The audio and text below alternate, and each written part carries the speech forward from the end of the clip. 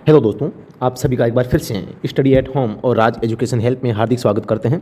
आप सभी स्वस्थ होंगे, मस्त होंगे, अपने एग्जाम की तैयारी कर रहे होंगे, ये मैं आशा करता हूँ। अच्छी तैयारी आपकी चल रही होगी। किसी भी प्रकार की सहायता के लिए आप इन नंबरों पे व्हाट्सअप कर सकते हैं। अपना सवाल, आप कहीं भी कंफ्यूज होते हैं तो आप अपना सवाल इन नंबरों पर भेज सकते हैं और अपनी तैयारी को अच्छी बना सकते हैं। ड्राइवर भर्ती की तैयारी के लिए आज ही प्ले स्टोर से study at home driver app download कीजिए। शुरू करते हैं आज का ये टॉपिक है, इसमें हम पढ़ेंगे ट्रैफिक संकेत।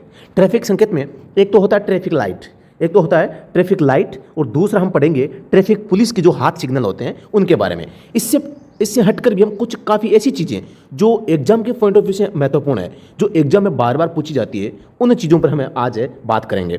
तो सबसे पहले हम देखते हैं, आज हम ट्रैफिक लाइट और ट्रैफिक पुलिस के हाथ सिग्नल के बारे में पूर्ण जानकारी प्राप्त करेंगे। इनको जानने से पहले दोस्तों, जो सबसे ज़्यादा बार क्वेश्चन आता है वो है धारा 177 का। तो आपको ये जान लेना चाहिए कि धारा 177 क्या है। इसमें हम स्पष्ट रूप से देखते हैं तो इसमें कुछ भी लिखा हुआ नहीं होता। तो इसका मतलब ये होता है कि ये एक अपवाद धारा है। क्या है? ये एक अपवाद धारा है। अब अपवाद धारा का मतलब क्या है कि एक ऐसी धारा जो आप कोई भी अगर अपराध करते हैं तो ये धारा लगाई जा सकती है।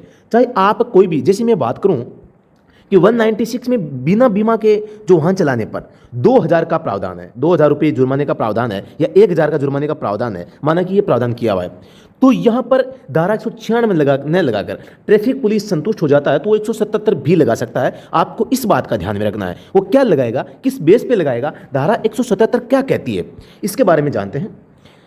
जो कोई इस अधिनियम जो मोटर व्हीकल एक्ट 1988-89 है या इसके अधीन बनाए गए किसी नियम, किसी विनियम, किसी अधिसूचना जो बाद में जारी की जाती है कि किसी उपबंध का अगर उल्लंघन करता है, उसे प्रथम बार अपराध करने पर 500 रुपये, दूसरे अपराध के लिए 1000 रुपये का जुर्माना देय होगा। तो मतलब क्या हुआ कि आप कोई भी अपराध करते हैं तो आप पर सामान्य धारा सामान्य धारा है वो आप पर लगाई जा सकती है।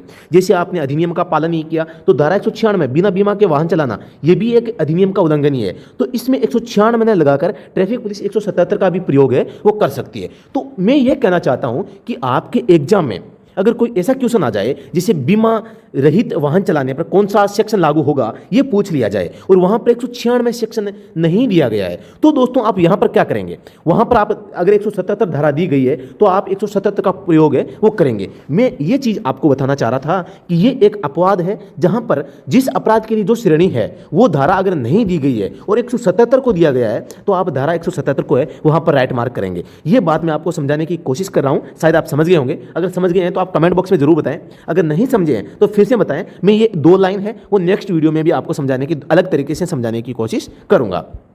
आगे पढ़ते हैं। ये आप समझ गए होंगे, वो धारा 177 में प्रथम अपराध के लिए 500 है, दूसरे के लिए 1000 रुपये का जुर्माना देय होता है। ध्यान रहे, यातायात चिन्ह अभी हमने पढ़ा धारा 177, समझ गए। अब हम पढ़ रहे हैं कि भी धारा 116 क्या कहती है, यातायात चिन्ह, यानी कि यातायात चिन्ह लगाने अनिवार्य है राज्य सरकार या केंद्र सरकार या भारतीय रोड कांग्रेस, जिसे हम IRC कहते हैं, जिसका काम होता है यातायात चिन्हों का प्रकाशन करवाना। ठीक है, तो धारा 116 क्या कहती है? धारा 116 ये कहती है कि यातायात संकेत है वो सड़क के पास में लगे होंगे। तो यातायात संकेतों को लगाने की सख्ती के बारे में उल्लेख है वो 116 में किया गया है। लेकिन अगर आप यातायात संकेतों के चिन्हों का उल्लंघन करते हैं तो आप पर धारा 177 है वो लगाई जा सकती है। लेकिन आपसे ये पूछे कि मोटर व्हीकल एक्ट की कौन सी धारा में यातायात चिन्ह या संकेतों के बारे में बताया गया है, तो धारा 116 आपको है वो करना है। इसके अलावा केंद्र या राज्य सरकार का दायित्व या जिसके अधीन राजमार्ग है वही यातायात चिन्हों के लिए जिम्मेदार होता है। अब राजमार्गों पर दोस्तों चिन्ह लगाएगा कौन? तो जो NH होता है वहां पर केंद्र सरकार लगाएगी, SH होता है वहां पर राज्य सरकार लगाएगी। जो सड़क जिसके नियंत्रण में है वही वहां पर जो यातायात चिन्ह है वो लगाएंगे। आगे बात करते हैं। जबकि चालक हाथ या इंडिकेटर के संकेत होते हैं, इनका उल्लेख धारा 121 में किया गया है, लेकिन इनका पालन न करने पर आपको 177 के तहत जुर्माना भरना पड़ सकता है। तो आपको ये 177 क्या है, सबसे ये महान एक धारा है, आप इसे मान सकते हैं। तो इसके बारे में आपको ध्यान रखना है कि धारा 177 क्या है। सबसे बड़ी भी मान सकते हैं, सबसे छोटी भी मान सकते हैं, सामान्य भी धारा इसे कहा जा सकता है। या किसी भी मोटर व्हीकल एक्ट है या यातायात का कोई भी नियम अगर आप उसका उल्लंघन करते हैं तो आप पर धारा 177 है वो लगाई जा सकती है। अब मैं आगे बात करता हूं। मोटर वाहन अधिनियम में कुल 2 अनुसूचियां हैं। आज हम, क्योंकि आज हम क्या पढ़ रहे हैं, हम पढ़ रहे हैं ट्रैफिक संकेत, जिसमें हम एक तो ट्रैफिक लाइट और एक ट्रैफिक पुलिस के जो संकेत होते हैं इनके बारे में आज हम पढ़ रहे हैं। तो ये चीज़ आपको बहुत ही जरूरी है कि मोटर वाहन अधिनियम में कुल कितनी अनुसूचियां हैं, 2 अनुसूचियां हैं। अभी 2 कौन कौन सी है आप सभी जानते होंगे कि पहली मोटर वाहन अधिनियम की प्रथम अनुसूची है वो यातायात संकेतों से संबंधित है। यातायात संकेतों के बारे में विस्तार से बात करती है। और यह प्रश्न दोस्तों राजस्थान हाईकोर्ट का जो एग्जाम हुआ था 23 जनवरी 2023 01/2021 को, इसमें पूछा गया था कि प्रथम अनुसूची का संबंध है यातायात संकेतों से संबंधित, या यातायात संकेतों का उल्लेख है कौन सी अनुसूची में किया गया है, तो प्रथम अनुसूची में। तो ये चीजें आपको है वो ध्यान में रखनी है। लेकिन मैं बात करता हूं दूसरी अनुसूची की, तो इसका संबंध मुआवजे से संबंधित था, कंपेंसेशन, यानी कोई अगर मुआवजा, क्षतिपूर्ति जिसे हम कहते हैं, अगर कोई एक्सीडेंट हो गया, कोई इंश्योरेंस क्लेम आ गया, तो इस प्रकार के जो मुआवजे होते हैं इनके रूल और रेगुलेशन क्या है, किस प्रकार से हम कहाँ आवेदन करेंगे, आवेदन करने पर कंपनी अगर पेमेंट नहीं करती है तो हम कहाँ पर इसके लिए मतलब अपील कर सकते हैं, इस प्रकार की चीज़ें अनुसूची 2 में थी। या कोई एक्सीडेंट हो जाता है तो उसका कितना क्लेम होगा, उसकी राशि कैसे तय की जाएगी, ये चीज़ें उसमें थी। लेकिन 2019 में जो मोटर वाहन अधिनियम में संशोधन हुआ था उसके तहत अनुसूची 2 को दोस्तों क्या कर दिया गया है, निरसन कर दिया गया है, यानी कि हटा दिया गया है। तो आपको इस बात का भी संकेत करना है, वर्तमान में केवल अनुसूची 1 है वही मतलब कि चलन में है। यातायात संकेत या सिग्नल बत्ती का पालन नहीं करने पर, यातायात संकेत या सिग्नल बत्ती का पालन नहीं करने पर, ये मैंने लाइन पता नहीं कैसे कहाँ लिख दी, चलो कोई बात नहीं, आगे चलते हम, कॉपी पेस्ट हो गया कोई। अब हम पढ़ते हैं रोड सिग्नल। रोड सिग्नल में इन्हें सड़क संकेत या सिग्नल के नाम से भी जाना जाता है। सिग्नल सड़क की एक भाषा होती है जो बोली नहीं जाती बल्कि संकेत के माध्यम से समझाई जाती है। ये सिग्नल के बारे में आप जानते हैं। संकेतों के प्रकार, इनके मुख्य रूप से 4 प्रकार होते हैं। सबसे पहला ड्राइवर के हाथ या इंडिकेटर के संकेत, जो हमने पिछली वीडियो में सीख लिए हैं। नंबर 2 है आपके ट्रैफिक पुलिस द्वारा हाथ से दिए जाने वाले संकेत। नंबर 3 ट्रैफिक लाइट के संकेत। आज हम इन दोनों पे 2 और 3 नंबर पॉइंट पे बात करेंगे। सड़क संकेत हम अगले वीडियो में वो पढ़ेंगे। सड़क संकेत भी हम इस प्रकार से पढ़ाएंगे, सच में दोस्तों आपको मजा आ जाएगा अगर आप लगातार हमारे साथ में बने रहते हैं। तो पता आपको ये पता चल जाएगा कि हम कोई भी एग्जाम अगर ड्राइवर का आता है तो हम उसे आसानी से पास कर लेंगे। बहुत अच्छा कंटेंट हमने तैयार किया है। तो हम शुरू करते हैं आज का वीडियो, जिसमें ट्रैफिक लाइट से किए जाने वाले सड़क संकेत होते हैं उनके प्रकारों के बारे में, ये इनका क्या मतलब होता है, कौन सा रंग होता है, कौन सा कलर होता है, कौन सी बत्ती का क्या मीनिंग होता है और कब वो ऑन ऑफ होती है, इस प्रकार की सारी चीज़ों पर आज डिस्कशन करेंगे। तो ट्रैफिक लाइट 3 प्रकार की होती है, सभी जानते हैं। नंबर 1 है लाल बत्ती।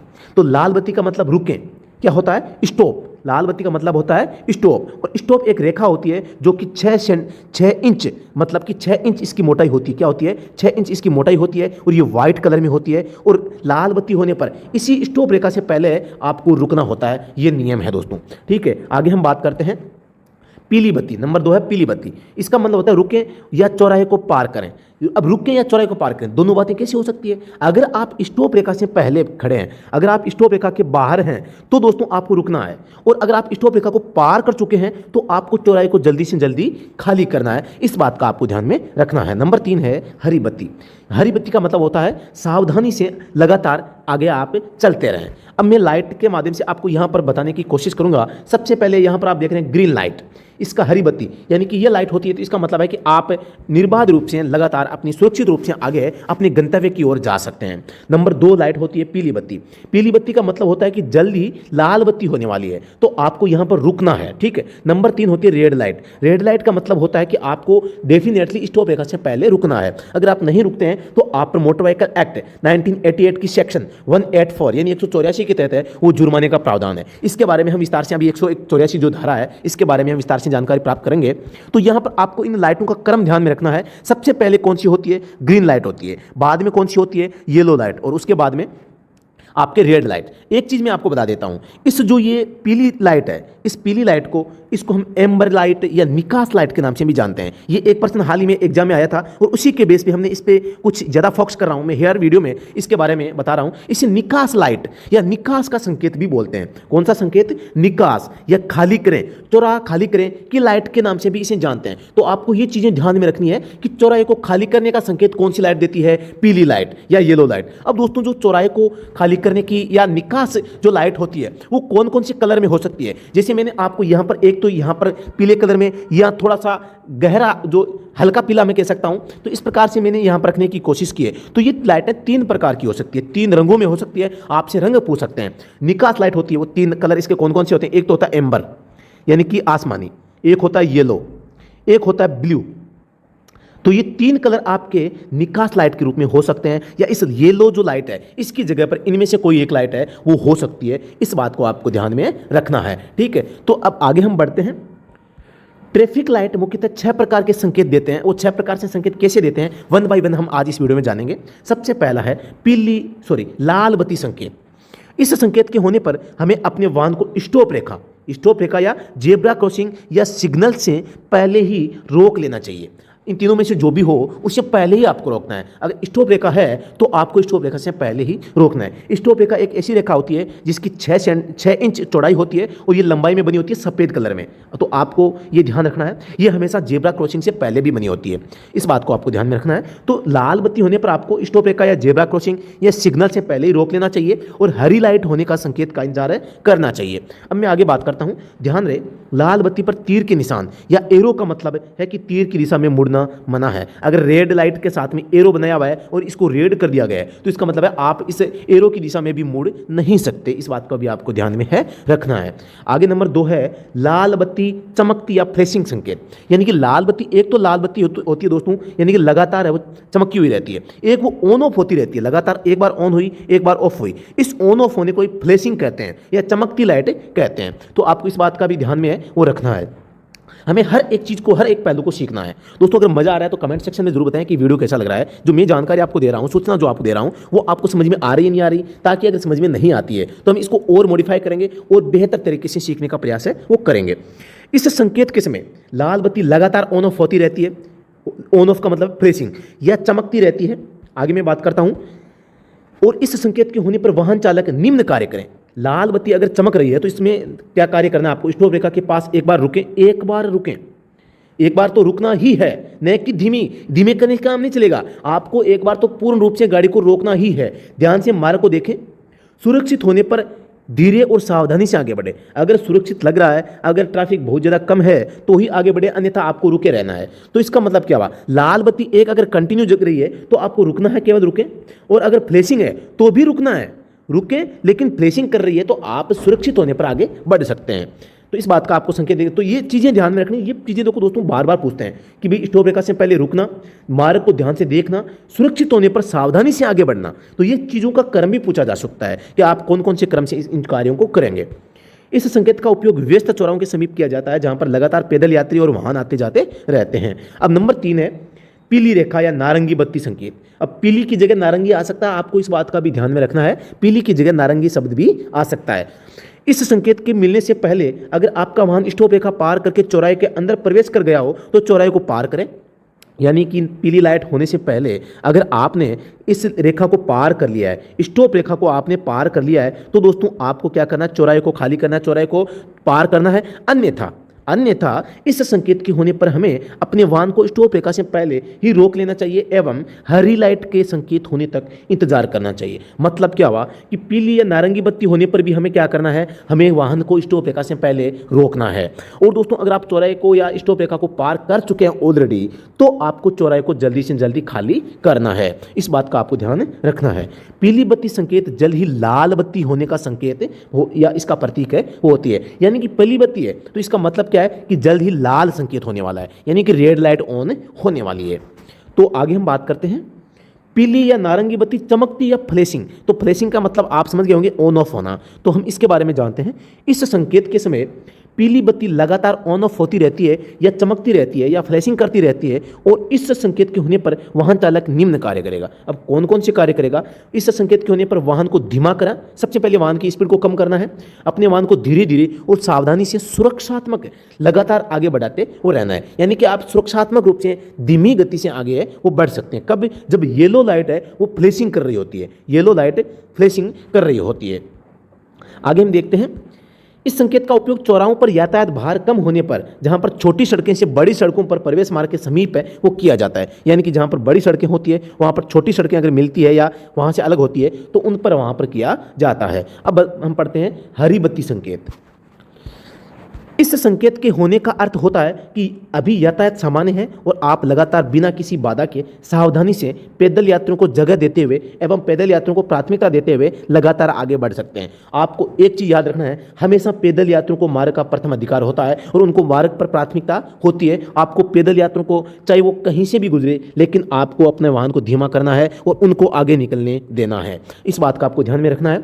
एक होती है हरी बत्ती चमकती हुई या फ्लैशिंग, यानी हरी बत्ती भी अगर फ्लैशिंग कर रही है तो इस संकेत के होने पर हरी बत्ती लगातार ऑन ऑफ होती है या जलती बुझती रहती है और इसका मतलब जल्द ही ग्रीन सिग्नल बदलने वाला है। यानी कि इस प्रकार के ग्रीन सिग्नल से लाल या पीली सिग्नल जल्द ही होने का संकेत होता है। यानी हरी बत्ती अगर लगातार फ्लैशिंग कर रही है तो आपको बस अलर्ट रहना है, आपको सजग रहना है कि कभी भी येलो या लाल लाइट है वो हो सकती है। आपको इस बात का ध्यान रखना है। अब हम देखते हैं कि ट्रैफिक लाइट का क्रम क्या होता है। तो सबसे पहले हरी, बाद में पीली, बाद में लाल, फिर से हरी। तो ये आपके क्रम है वो हो गया। अंग्रेजी में मैं बात करूं तो ग्रीन, येलो और रेड, GYR। आपको इस लाइट का क्रम है वो भी ध्यान में रखना है। ठीक है, आगे मैं बात करता हूं ट्रैफिक लाइट का क्रम। अगर फ्लैशिंग वाली लाइटों को जोड़ दिया जाए तो सबसे पहले हरी लाइट होगी, उसके बाद में पीली लाइट होगी, उसके बाद में लाल लाइट होगी, उसके बाद में लाल चमकती लाइट होगी, उसके बाद में पीली चमकती लाइट होगी, उसके बाद में हरी होगी, हरी चमकती लाइट होगी और फिर से वो आपके हरी के बाद में पीली, लाल, ये इस प्रकार से क्रम है वो चलता रहेगा। आगे हम देखते हैं। वैसे ये क्रम आपसे पूछेंगे नहीं, लेकिन मैंने आपके एक एग्जांपल के तौर पे आपको बताया है। तो यहाँ पर आप देखते हैं ट्रैफिक लाइट के उल्लंघन करने पर धारा 177 के तहत रुपये 500 तक का जुर्माना है वो लगाया जा सकता है। आपको इस बात का ध्यान रखना है। ये एक सामान्य धारा है जो जिसका उपयोग कहीं पर भी किया जा सकता है। ये बात मैंने आपको इस वीडियो के शुरू में समझाने का पूरा प्रयास किया है। लेकिन जो रेड लाइट है, रेड लाइट का उल्लंघन करना वो अलग चीज़ है। रेड लाइट का उल्लंघन करना है वो अलग चीज़ है। इसका जो उल्लेख है 184 में वो किया गया है। उसको मैं अभी आगे आपको विस्तार से बताने का प्रयास करूँगा। वाहन चलाते समय जो अन्य फैक्ट है उनके बारे में जान लेते हैं। वाहन चलाते समय चाहे कोई भी सिग्नल क्यों न हो, हमें हमेशा पैदल पार पथ पर वाहन को धीमी गति से चलाना चाहिए। पैदल पार पथ जहाँ से पैदल यात्री गुजरते हैं वहाँ पर हमेशा अपनी गति को धीमा करें, चाहे कोई सा भी सिग्नल हो। नंबर 2 है चौराहों पर या पैदल पार पथ पर हमेशा पैदल यात्रियों को जाने की प्राथमिकता होती है। अब हम पढ़ते हैं पैदल पार पथ सूचक, यानी कि पैदल पार पथ की सूचना आपको मतलब कि इस प्रकार से देखने को मिल सकती है। आगे हम पढ़ते हैं, इसे जेब्रा क्रॉसिंग या पादाचारी, जेब्रा क्रॉसिंग भी कहते हैं, पादाचारी भी कह सकते हैं, पैदल यात्री पथ भी कह सकते हैं या पैदल पार पथ भी कह सकते हैं। तो ये सारे के सारे नाम आपको याद रखने हैं, कोई भी नाम आ सकता है। फुटपाथ भी कह सकते हैं। ठीक है, तो चौराहे पर जहाँ जेब्रा क्रॉसिंग बनी होती है वहाँ पर हरी बत्ती जिस पर पैदल चलने का संकेत बना हुआ होता है, ऑन होने पर सड़क पार है वो करनी चाहिए। यानी कि पैदल चलने वालों के लिए एक वैसे यहाँ पर आदमी सा बनाया होता है। ठीक है, और यहाँ पर इस साइड में एरो, तीनों या चारों साइड में एरो बने होते हैं। ये एरो अगर ग्रीन है तो आपको है वो ये जेब्रा क्रॉसिंग से सड़क पार करनी चाहिए, ये नियम होता है। लेकिन एक्चुअल में पैदल यात्री हर कभी भी वो पार कर लेते हैं। हमें उनको उनकी जो वो नियम तोड़ते हैं उनको ध्यान में नहीं रखना। हमें ये रखना है कि पैदल यात्री है उसको प्राथमिकता होती है सड़क पार करने की। अब हम आगे देखते हैं। आप इसमें चित्र में जेब्रा क्रॉसिंग देख सकते हैं। इस प्रकार की रेखाएं होती है जो उस पर बनी होती है सड़क के आरोप पार, पूरी सड़क पे। पैदल पार पथ सूचक अगर लाल संकेत दे रहा हो तो सड़क पार न करें। ध्यान रहे किसी भी मार्ग पर जहां पर जेब्रा क्रॉसिंग बनी हो या नहीं बनी हो तो भी पैदल चलने वाले लोगों को मार्ग पर प्राथमिकता अधिकार है वो होता है, ये ध्यान रखें। साथ ही ये भी ध्यान रखें कि आप स्वयं कभी भी बिना पैदल पार पथ वाले स्थानों पर सड़क पार न करें, क्योंकि ऐसा किया जाना जोखिम भरा होता है, वो दुर्घटना की संभावना है वो बनी रहती है। अब मैं शॉर्ट रूप से सरल तरीके से बताने का प्रयास करूंगा। लाल बत्ती का मतलब रुकें, पीली बत्ती का मतलब रुकें या चौराया पार करें, दोनों मतलब हो सकते हैं। हरी बत्ती का मतलब सावधानी से लगातार चलते रहें। लाल बत्ती फ्लैशिंग या चमकती है तो रुकें, देखें, सुरक्षित महसूस होने पर आगे बढ़ें।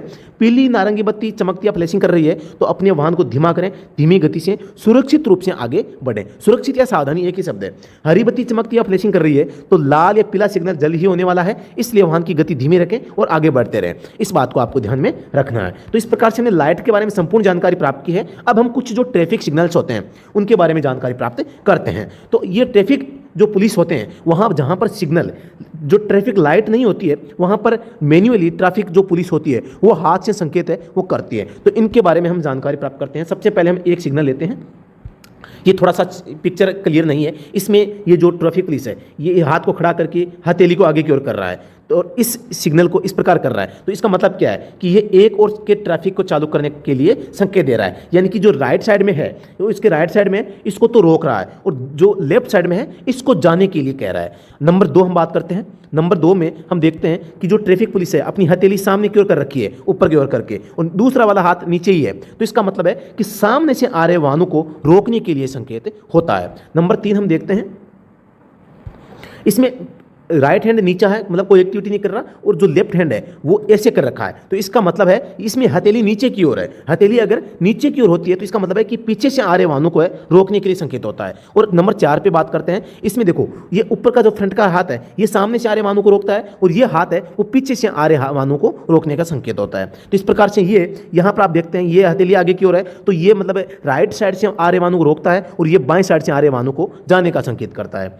इस प्रकार से मैं आपको सरल तरीके से भी बताऊंगा। इसमें आप देखते हैं ये हथेली आगे की ओर इधर है और ये हथेली आगे की ओर इधर है, मतलब कि दोनों दिशाओं से आ रहे, दाएं और बाएं, राइट और लेफ्ट, दोनों साइड से आ रहे वाहनों को रोकने का संकेत है वो करता है। आगे मैं बताता हूं, इसमें केवल सामने के रोक रहा है और बाएं साइड से आ रहे वाहनों को जाने का संकेत कर रहा है। इसमें आप देखते हैं कि बाएं साइड से आ रहे वाहनों को तो रोकता है और दाएं साइड से आ रहे, यानी कि राइट साइड से आ रहे वाहनों को जाने का संकेत है वो करता है। ये आप देख रहे हैं ये ट्रैफिक सिग्नल है जो सिग्नल बदलने का संकेत होता है। और इसमें आप देखते हैं टी सर्किल, इसमें यानी कि टी सर्किल को बदलने का संकेत है, यानी कि टी पॉइंट जहां पर होता है वहां पर इस प्रकार का संकेत दिया जाता है। तो आपको एक चीज ध्यान में रखनी है, यह माना कि कोई ट्रैफिक पुलिस है, मैं ट्रैफिक पुलिस यहां पर बनाने का प्रयास करूंगा, मुझे ज़्यादा बनाना तो नहीं आता।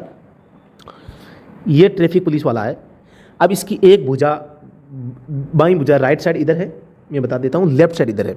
अगर ये हाथ को, ये उसका हाथ है, उसका हाथ की हथेली इस प्रकार करके वो अगर हाथ हथेली आगे की ओर दिखाता है तो इसका मतलब है कि वो राइट साइड से आ रहे वाहनों को रोकता है। इसी प्रकार अगर लेफ्ट हैंड को ऐसे करके हथेली सामने इस प्रकार लेफ्ट साइड में करता है तो इसका मतलब है कि वो लेफ्ट साइड से आ रहे वाहनों को रोकता है। अगर वो हाथ ऊपर करके हथेली सामने की ओर दिखाता है तो इसका मतलब है कि वो सामने से आ रहे वाहनों को रोकता है। इसका मतलब क्या हुआ कि ट्रैफिक पुलिस जिधर हाथ करके हथेली दिखाएगा उधर के वाहनों को रोकने का संकेत है होता है। लेकिन इसका अपवाद एक है कि पीछे के जो होते हैं, पीछे का जो संकेत होता है, पीछे से जो वाहन आ रहे हैं उनको रोकने के लिए, तो उनको रोकने के लिए आप देख सकते हैं हाथ क्या है, हाथ को फैलाना है, हथेली को नीचे की ओर रखना है, हथेली को नीचे की ओर रखना है, तो इसका मतलब है पीछे से आ रहे वाहनों को रोकना। उसी प्रकार से दायां हाथ भी हो सकता है, हथेली का मुंह नीचे की ओर होगा तो ये मतलब कि ये इधर की साइड से हो सकता है, लेकिन ये होता नहीं, ये केवल मतलब कि ट्रैफिक पुलिस का लेफ्ट हैंड ही यहाँ पर काम करता है। इसके अलावा यहाँ पर एक कोहनी को अगर वो मोड़ता है, जैसे ये कोई आदमी है और ये अपनी कोहनी को इस प्रकार करके वापस मोड़ लेता है तो ये उस साइड के वाहनों को जाने के लिए संकेत होता है। तो ये छोटी छोटी चीज़ें आपको ध्यान रखनी है। इस अगर हाथ इस प्रकार से कर रखे हैं माथे के ऊपर तो इसका मतलब है ट्रैफिक सिग्नल चेंज कर रहे हैं। तो आपने ये सारी चीज़ें सीख ली होगी। अब हम कुछ यह भी पढ़ें, कुछ महत्वपूर्ण फैक्ट मैंने आपके सामने रखने का प्रयास किया है जो आपके लिए बहुत काम का है, जो आपको पढ़ के मजा आएगा। एग्जाम में यहाँ से प्रश्न पुटअप हो सकते हैं, पूरा ध्यान रखना है। ये भी पढ़ें। नेशनल हाईवे केंद्र सरकार के अधीन है, इसलिए यहाँ पर यातायात संकेतों प्रबंधन का कार्य केंद्र सरकार का होता है, सभी जानते हैं। राज्य राजमार्ग जिसे हम एसएच स्टेट हाईवे बोलते हैं, राज्य राजमार्ग पर के अधीन राज्य सरकार के अधीन होते हैं। इन पर यातायात संकेत या चिन्ह की जिम्मेदारी राज्य सरकार की होती है। ये मैंने बता दिया, रिपीट कर रहा हूँ मैं, ध्यान रहे। यातायात चिन्ह धारा 116 केंद्र या राज्य सरकार का दायित्व है। ये जिसके अधीन राजमार्ग होता है वही यातायात चिन्हों को लगाने की जिम्मेदारी उसके पास में होती है। जबकि चालक हाथ या इंडिकेटर संकेतों का उल्लेख धारा 121 में है। ध्यान रहे, मोटर वाहन अधिनियम में कुल 2 अनुसूचियां हैं। मोटर वाहन अधिनियम की प्रथम अनुसूची यातायात संकेतों के बारे में विस्तार से बताया गया है। दूसरी अनुसूची मुआवजे से संबंधित है, लेकिन 2019 में इसे हटा दिया गया है। अब हम पढ़ते हैं धारा 177 के बारे में। धारा 177 का उल्लंघन क्या क्या हो सकता है। धारा 177 के उल्लंघन 500 रुपये प्रथम बार, 1000 रुपये दूसरी बार में। अब इसमें अपराध करने पर जुर्माना है। लेकिन धारा 177 में किन किन चीज़ों का उल्लेख है। इस सड़क चिन्हों का उल्लंघन करते हैं, उचित समय पर उचित संकेत का उपयोग नहीं करने पर भी ये धारा लागू होती है। यानी आपको राइट साइड में मुड़ना है और राइट में मुड़ने का आप संकेत ही नहीं करते हैं, न तो हाथ से संकेत करते हैं न इंडिकेटर से, तो ये आपके उल्लंघन होगा। चालक सीट पर किसी अन्य व्यक्ति को बैठाकर अपने वाहन के नियंत्रण पर बाधा डालना, जैसे आपके पास में गाड़ी में जगह नहीं है तो आप किसी व्यक्ति को ड्राइवर की आधी सीट आप साइड में से रख के आधी सीट पर उसको बैठा लेते हैं कि यार बैठ जा, एडजस्ट हो जा, तो ये चीज़ें गलत होती है। ड्राइविंग प्रभावित नहीं होनी चाहिए। पार्किंग नियम तोड़ते हैं तो ये भी दोस्तों आपकी धारा 177 लगता है। गलत जगह पर पार्क करना, गलत हॉर्न का उपयोग करना। दोस्तों यहाँ पर आपको प्राथमिकता 194F को देनी है। मैंने पिछली वीडियो में हॉर्न के बारे में विस्तार से जानकारी प्राप्त की है। अगर आपने हॉर्न वाला वीडियो नहीं देखा है तो इसे पहले वाला वीडियो देख लें, जिसका डिस्क्रिप्शन में मैंने लिंक दे रखा है, आप वहाँ से भी देख सकते हैं। तो इसे अगर जो हॉर्न का गलत हॉर्न की बात हो रही हो और धारा 194F नहीं दी गई है तो आपको 177 करना है। अरे 177 और 194F दोनों दी गई है तो आपको धारा 194F है वो आपको सही करना है, क्योंकि धारा 194F में गलत तरीके से हॉर्न के उपयोग के बारे में बताया गया है।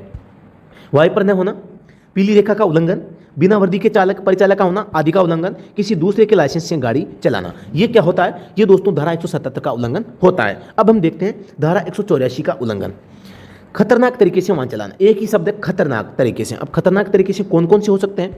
रेड लाइट पार करना, स्टॉप रेखा पार करना, वाहन चलाते समय हाथ में किसी डिवाइस यानी मोबाइल का प्रयोग करना, बिना नियम किसी वाहन के पास से गुजरना या ओवरटेक करना, यानी खतरनाक तरीके से बिना नियम के आप एकदम लगातार हॉर्न बजा रहे हैं और तेज गति से आप किसी वाहन को ओवरटेक कर रहे हैं तो ये गलत होता है। यातायात के विरुद्ध वाहन चलाना, यानी कि गाड़ी तो जा रही है इस साइड में, सड़क तो इधर जाने के लिए मार्ग बनाया गया है और आप इसमें विपरीत दिशा से वाहन चला रहे हैं तो ये भी विरुद्ध चलाने के लिए आपको ये सेक्शन मतलब भारी पड़ सकता है। अभी भारी कैसे पड़ सकता है? तो मोटर व्हीकल एक्ट की धारा 184 है, इसमें जुर्माना कितना है? 1000 से 5000 जुर्माना है, 6 माह या 12 माह की जेल है अथवा दोनों का प्रावधान है। 3 साल के अंदर दूसरी बार अपराध करते हैं तो 10,000 का जुर्माना है या 2 वर्ष की कारावास का प्रावधान है अथवा दोनों है। साथ ही लाइसेंस को डिस्क्वालीफाई करने का प्रावधान किया गया है। अगर आप 3 साल के भीतर दूसरी बार अपराध कर देते हैं तो आपको डिस्क्वालीफाई आपके लाइसेंस को है वो किया जा सकता है। तो ये चीज़ें थी आज की क्लास की। दोस्तों अगर ये वीडियो पसंद आए तो इसे लाइक करें, शेयर करें, अपने दोस्तों के पास में भेजें। Delhi police driver online course, लक्ष्य पाने के लिए सबसे जरूरी सही मार्गदर्शन, उपयुक्त संसाधन जिनसे हम अपना लक्ष्य प्राप्त कर सकते हैं, उसका उचित चुनाव सबसे जरूरी होता है। उसका चुनाव करना आप ही के हाथ में है। जांचें, परखें और सही संसाधनों का चुनाव करें। भारत का एकमात्र ऐसा ड्राइवर ऐप जो केवल सरकारी ड्राइवर भर्तियों की ही तैयारी करवाता है। अगर आपका सपना है सरकारी ड्राइवर बनना, करना चाहते हैं अपने सपनों को साकार, तो आज ही हमारे ऐप्स के साथ में जुड़ें। ऑनलाइन घर बैठे तैयारी हम करवाएंगे।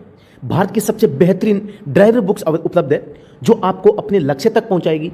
अपने ऐप स्टडी एट होम पर ऑनलाइन कोर्स ज्वाइन करें जिसमें आपको books, PDF, test, practice set, complete video lecture, हाथ से लिखे नोट्स, भारत के पिछले सभी पेपर जो आज तक हुए हैं, all India driver exam review book जिसमें आज तक आए हुए सभी प्रश्नों का संग्रह एक ही बुक में आपको मिलेगा।